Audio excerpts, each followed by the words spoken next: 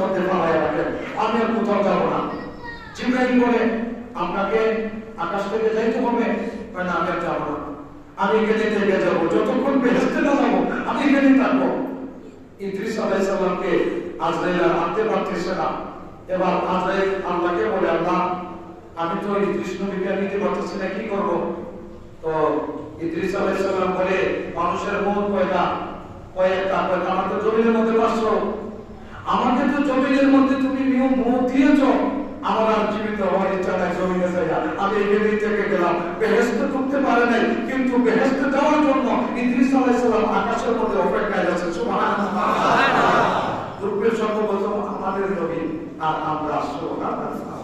আল্লাহ রাসূল বলেন, ওয়া হুরিমাত আলা সাইরিল আম্বিয়া, সমস্ত নবীদের উম্মতের জন্য জান্নাতে প্রবেশ করা নিষেধ। হাত্তা তাদখুলা উম্মতি, যতক্ষণ না আমার উম্মত জান্নাতে ঢুকবে ততক্ষণ পর্যন্ত কোন নবীর উম্মত জান্নাতে যেতে পারবে না।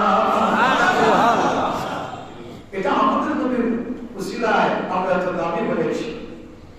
আল্লাহ রাসূলের উম্মতের এই প্রশংসা দেখে হযরত মুসা নবী আলাইহিস সালাতু ওয়াস সালাম তাওরাত করতেছে হঠাৎ করে আরেক জায়গার মধ্যে হযরত মুসা আলাইহিস সালাম তাকায় দেখে আরেক জায়গার মধ্যে লেখা এমন একটা উম্মত তারা জমিনের মধ্যে আসবে, সেই উম্মত সমস্ত তাদের কালাম, তাদের নবীর কিতাব তারা দিল দেইকা পড়বে, তারা মুখস্থ করবে, তারা দেইকাও করবে, মুখস্থ করবে।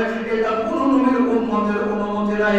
অন্যান্য নবীদের কিতাব চাইলে দেইকা পড়া যায়, কিন্তু ভিতরে ঢুকাইয়া পড়া যায় না, ভিতরে ঢুকাইয়া পড়ার অনুমতিও নাই। সেই জন্য পৃথিবীতে 104টা কিতাব আছে, কোন কিতাবের হাফেজ